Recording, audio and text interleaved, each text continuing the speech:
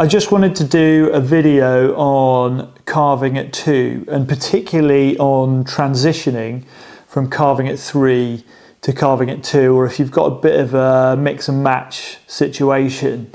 Someone I've looked up to and admired, a breeder who's no longer with us from North America called Larry Leonard from Shoshone Angus, talked about anyone can cull their way out of a problem if they've got endless supply of money, but it takes a breeder to breed improvements into his herd, into his cow lines.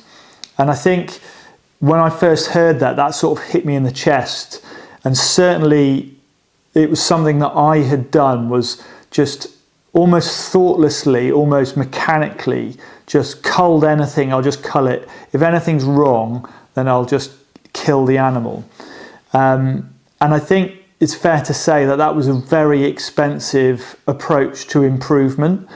I could say that it's almost cost me the business, where we got very close a couple of times where I'd culled too hard and we lost too much income. Buying in, top line Angus genetics, particularly the high growth stuff, at really good money, over £2,000, and then you're selling them for almost half that within a couple of years. You'll soon be out of business if you follow that approach. But what I would say is there's no such thing as the perfect cow. And if you've got something that ticks every other box, whatever fault that is, you should be able to improve that line, because you've got a whole herd of cows. But as long as the bulls you use are absolutely correct and that you have confidence in them, then you should always be able to improve them. And I think that's a really important message. If you've got a cow that is absolutely spot on her feet, her leg structure's right, body type, she sheds off, she's got a lovely hair coat, just everything's right about her, but she didn't calve at 2 first time, or you're calving at 3 at the moment and you've got some cows that are just right, then it's actually finding those lines that work for you and adding in a bull line, or using a bull that can put those characteristics into that female line.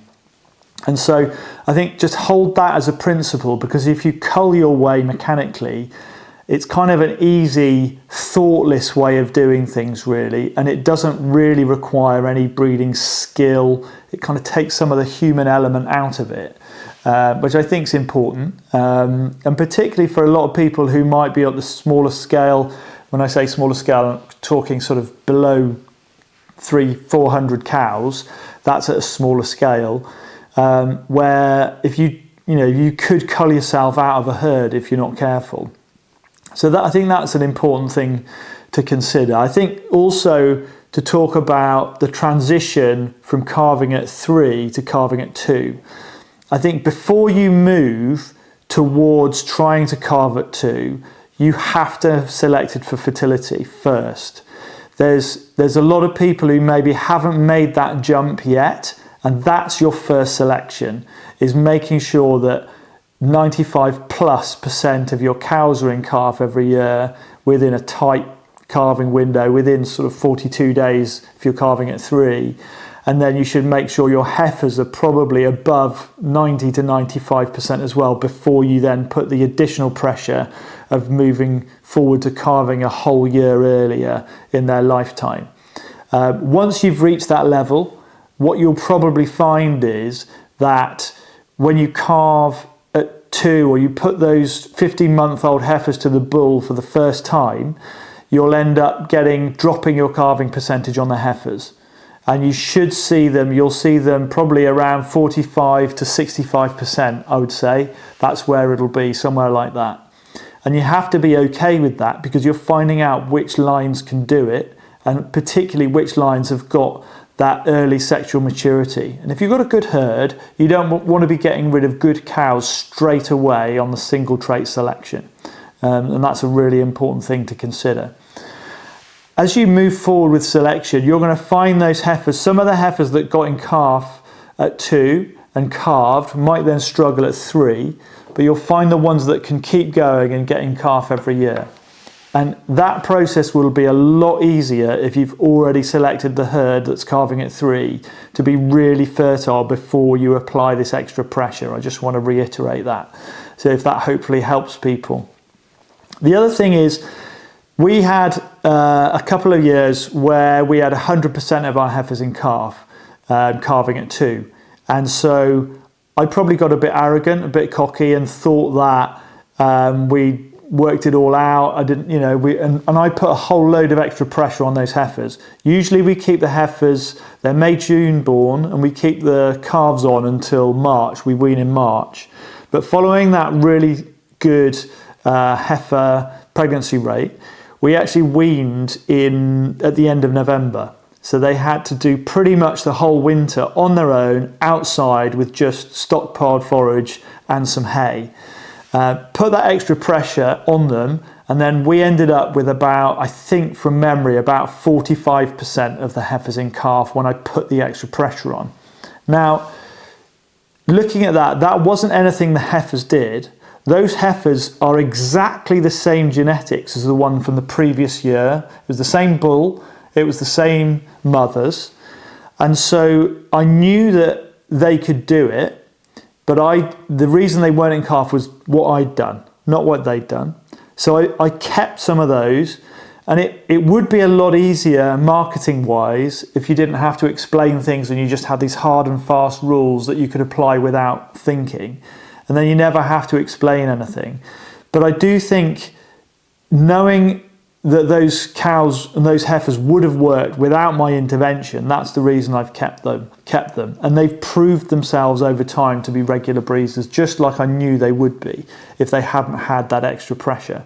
So you also must consider your management and the year they've had when you're making that progress. I know some people who have been calving at 3 and they had a particularly harsh winter on the calves, the winter before they decided to try and start calving at 2 for the first time, and they got none of their heifers in calf.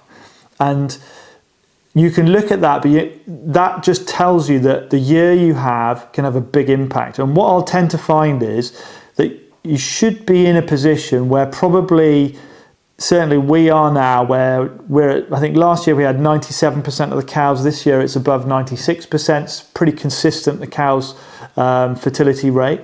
The heifers will vary from 100% down to about 80%. I don't think it's dropped below 82% recently, depending on the year.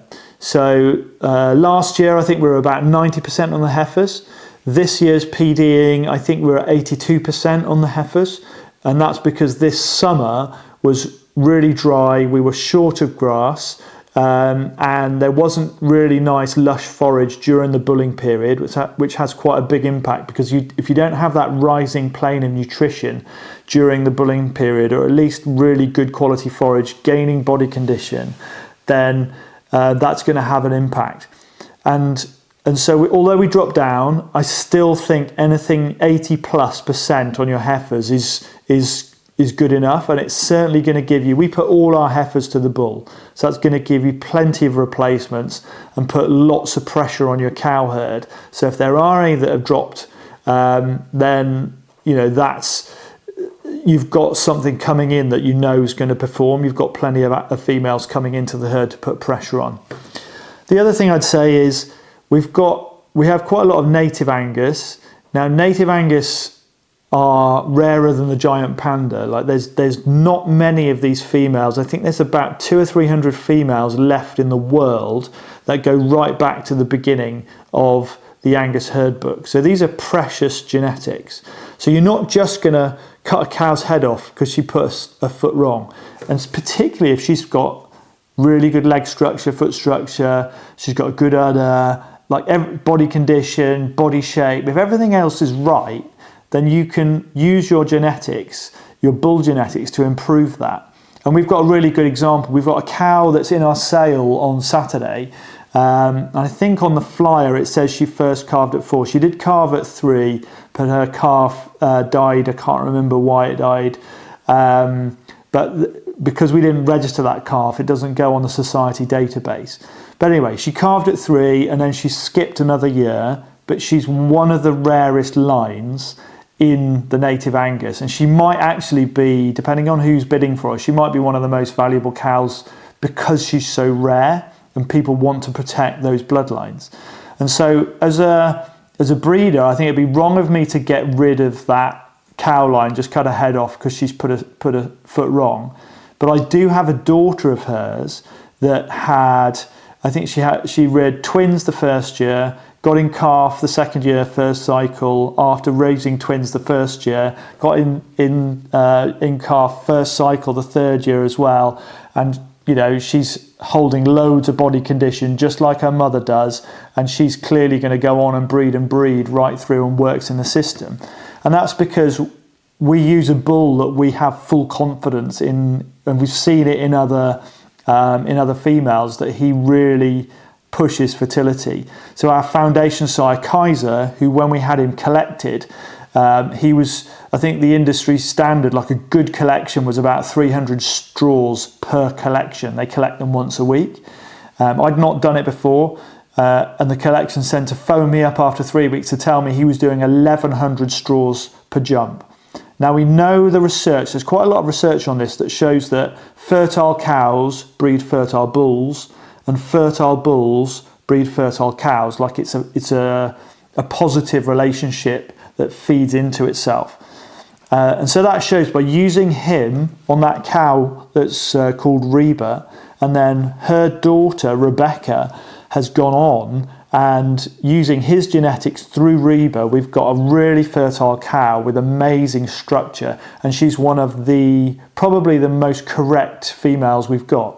So we had something that was absolutely correct, skipped a year, and we bred it better. If we'd have just culled, we wouldn't have had the opportunity to do that. But now we have that female line, that very rare female line, as now we've improved it to the point where it's really fertile. And that's a service to the breed, because that cow family now, from the work we did, there's other people doing similar work, but if we all can improve those cow families, then we don't lose the genetic diversity that the different cow families give us. So that's another reason to breed your way to improvement rather than just culling your way, because it can be very expensive. If you've got any questions about any of this, please feel free to reach out. We're always happy to help. Sign up to the newsletter, because we'll be doing a summary of our big sale on the 15th of November. But if you're interested, we'll also do something in that newsletter about calving at 2 and how to transition, because all the research does show that a cow will produce more calves through her lifetime, and the reduction in the heifer development costs makes a big difference to your business. And we want to help with that, share our experience of how we've got here, and try and give sort of practical advice, not just stuff that cuts through on social media, but stuff that actually works and isn't going to send you bankrupt in the process. So thank you very much. Have a follow on the social channels, follow, like and subscribe, and we'll get back to you with any queries. Thank you very much.